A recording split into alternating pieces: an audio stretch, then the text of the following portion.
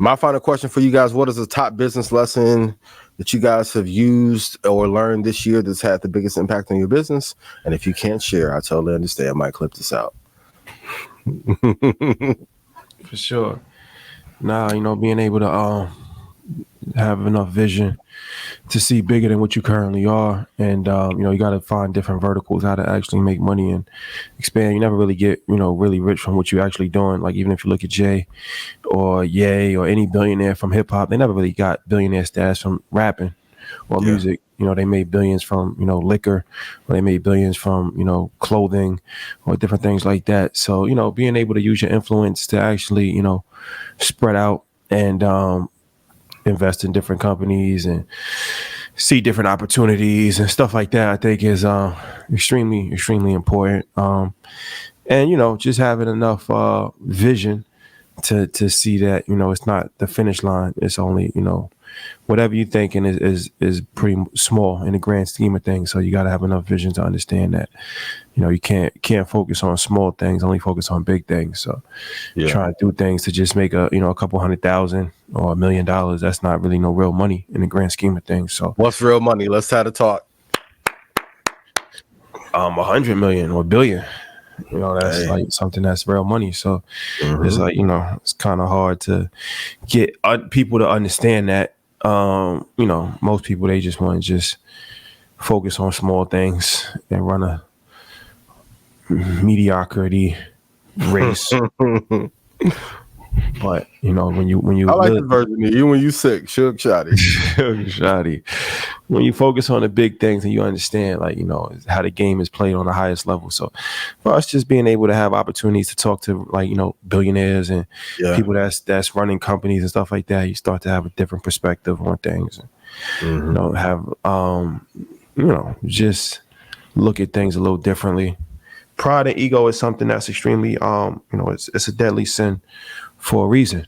Pride is one of the 7 deadly sins. And the reason why it's one of the 7 deadly sins is that it could kill you. So, if you're too prideful or you have too much ego, most of the time people that are extremely prideful have tremendous ego. It didn't really work out for them. And, we'd even look at like hip hop culture. There's a lot of people that are very revered in our culture, but very prideful people, and they're great people. Some of them are actually our friends, but it didn't really work out for them ultimately because their ego and their pride got the best of them. And now they're actually just living off of old memories. And nobody wants to be a has-been in life. That's something that's extremely important. Like, you want to, maximize the time that you have on top, because you never know how long you're going to have the time on top. So you want to maximize that. But it'll be extremely, unbeneficial if you squander that moment, with petty fighting and insecurities and stuff like that. Then you look back on it like 10 years later, it's like, damn, that's not going to happen again.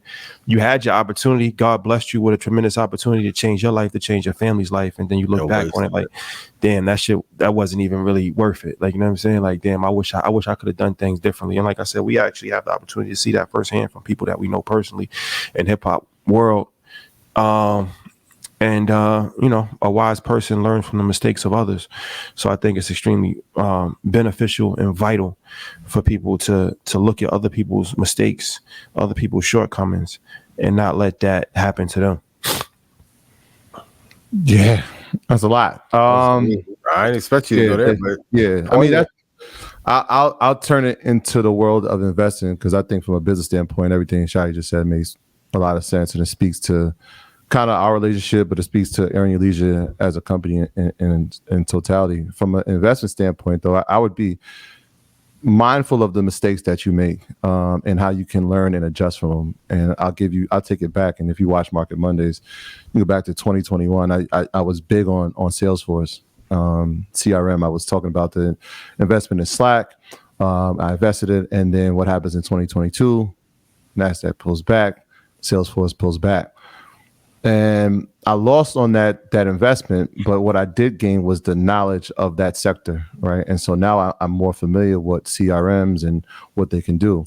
Fast forward to this year, I never stopped looking at Salesforce as a great company, but what it did is open it up to other companies. And so in Chicago, when I was able to talk about HubSpot, it was because of what I saw Salesforce do. And so when we talk about AI and the AI ecosystem, there are plenty of sectors that are going to be available for gains, right? We're talking about media, we're talking about cloud space, but we're talking about enterprise, and inside of enterprise is our CRMs. And so when we think about who's the largest, obviously Salesforce, but who do they cater to? Big corporations. Well, who speaks for the everyday person? Who's the CRM that does that? And that led me right to HubSpot. And so that was one of the best investments I made. But had I not made the mistake of investing in 2021 in CRM, I don't know what that company is, and I don't know what the sector does. Yeah. And so when I looked at it, I'm like, all right. And I gave you this comparison, Ian, earlier. I'm like, well, how would I explain this to the everyday person, what this is comparable to? I was like, oh, I think I got it, right? If we're talking about the early 90s of the technology boom and the internet, we're talking about a company like IBM, right? Where they have stuff that are specifically designed for corporate accounts and enterprise functioning. That works.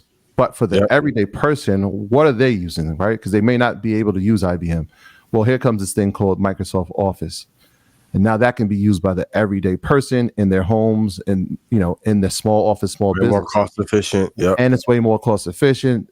And so this is the similar type style when we're talking about CRM. So Salesforce is that enterprise, but HubSpot becomes that everyday person, small business, affordable option for people that are looking for CRMs. And so that's why I know, like I talked about why I did the investment. I was looking at the charts, but understanding that industry was what led me to having one of the best returns that I've had this year. So learning from the mistakes, being able to adjust, but realizing like, all right, this sector still is going to mean something. How can you take advantage of it? So learning from your mistakes would be my biggest lesson of the year, out on a personal level inside the world of investing. I love it.